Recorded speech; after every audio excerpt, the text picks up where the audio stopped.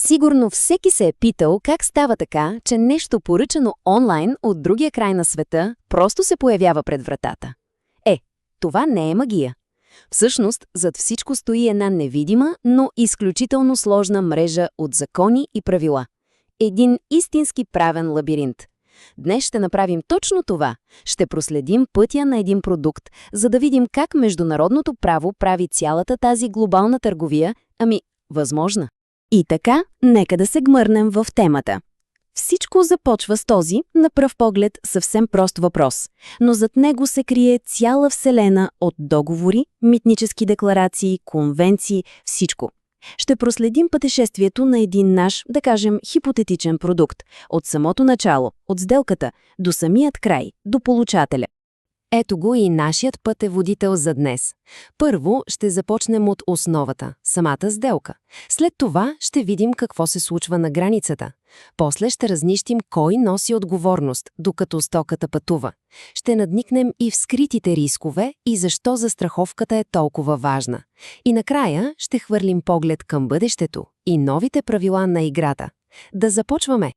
Всяко голямо пътешествие започва с една единствена крачка, нали? В света на логистиката тази първа крачка винаги е договорът за покупко-продажба. Той е абсолютният фундамент, върху който се гради всичко останало. Представете си, че фирма от България купува стока от фирма в Китай. Кой закон важи? Тук се намесва Виенската конвенция. Тя се прилага почти автоматично при такива сделки и действа като една спасителна мрежа. Тя казва какво се случва, ако, например, стоката пристигне повредена или не е това, което е поръчано. Това са едни базови правила, които внасят ред в международната търговия. А сега стигаме до нещо наистина ключово – Incoterms. Най-добре е да мислим за тях като за предбрачния договор на една търговска сделка. Това са едни простички, трибуквени кодове, които обаче предотвратяват огромни недоразумения и финансови загуби. Защо? Защото те казват черно на бяло кой плаща транспорта, кой носи риска, ако стоката се повреди и до кой точно момент. Нека да видим двете крайности, за да стане супер ясно. От едната страна е EXW – X-Works. Тук купувачът поема всичко. Стоката, риска, разходите, още от рампата на фабриката.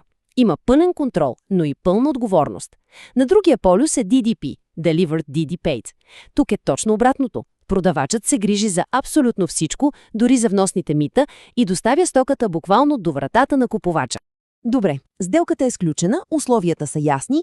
Сега нашият продукт трябва да направи нещо много важно – да напусне една държава и да влезе в друга. И точно тук, в този момент, бизнесът се сблъсква челно с държавната власт. Всеки, абсолютно всеки продукт, който пресича граница, си има свой паспорт. Този паспорт се нарича HS-код. Това е неговото ДНК за пред властите. Дали става въпрос за кафемашини, автомобилни части или играчки, всичко си има уникален код, който се разпознава по целия свят. И защо този код е толкова важен? От него зависи колко мито ще се плати. Той казва на митницата дали стоката има нужда от специални разрешителни, например. И тук грешки не се прощават. Една единствена сбъркана цифра може да доведе до грешно изчислени данъци, до едни доста солени глоби и до забавяне на стоката на границата с дни, а понякога дори с седмици. Нашият продукт успешно премина митницата. Вече е на път. Супер! Но какво става, ако контейнерът падне от кораба по време на буря? Или ако камионът катастрофира? Кой носи отговорност тогава? И тук идва големият шок за много хора. Ако някой си мисли, че транспортната компания ще покрие пълната стойност на товара, ако нещо се случи, жестоко се лъжа. В почти всички случаи отговорността на превозача е много силно ограничена от международни конвенции. Нека да видим числата, за да стане ясно за какво говорим. Тази таблица показва колко брутално ниски са тези лимити. При автомобилния транспорт лимитът е около 10 евро на килограм. По море е направо смешно – около 2,50 евро. Тези суми, между другото, се изчисляват в едни специални права на тираж. Това е нещо като кошница от валути, създадена от МВФ, за да няма сътресения. Но както и да го гледаме, ако се превозва скъпа електроника, този лимит няма да покрие и една нищожна част от реалната й стойност. Все пак има едно голямо изключение. Ако успее да се докаже, че щетата е причинена умишлено или заради, да кажем, груба небрежност от страна на превозача, тогава тези лимити отпадат и той дължи пълната сума. Обаче тук има една магическа думичка – докаже.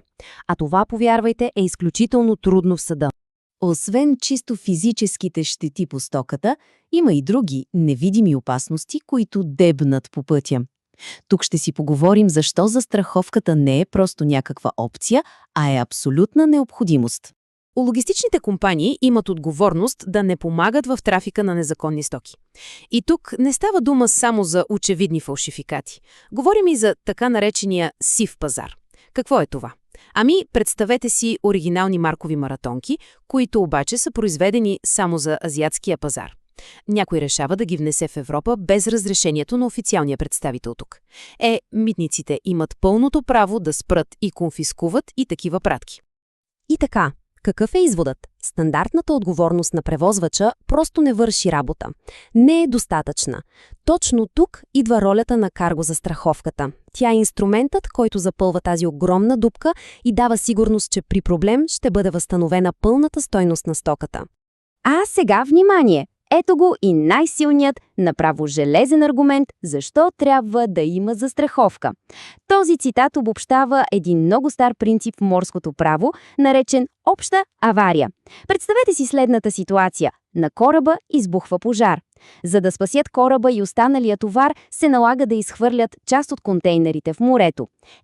Разходите по цялата спасителна операция се разпределят между всички собственици на товари на борда. Да, дори ако вашият контейнер е напълно невредим, без застраховка може да пристигне една огромна сметка.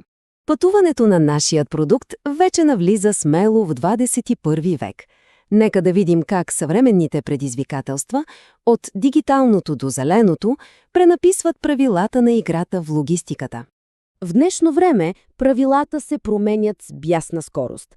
Първо, диджитализацията. Хартията бавно, но сигурно изчезва, заменена от електронни документи. Второ, сигурността.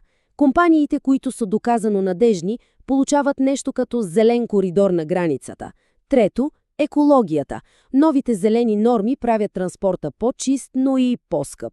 И накрая, социалният аспект. Особено в Европа, пакетът мобилност въвежда доста по-строги правила за условията на труд и почивка на шофьорите. И така, стигнахме до финала на нашето пътешествие и справния лабиринт на логистиката. Нека завършим с един поглед към бъдещето. Технологии като блокчейн вече позволяват създаването на умни договори. Това са договори, които се изпълняват сами. Например, плащането към продавача се освобождава автоматично в секундата, в която GPS-ът потвърди, че стоката е доставена. Големия въпрос е, дали тези нови технологии ще заменят изцяло правните норми, които са градени с векове? Това е въпрос, чийто отговор тепърва предстои да видим.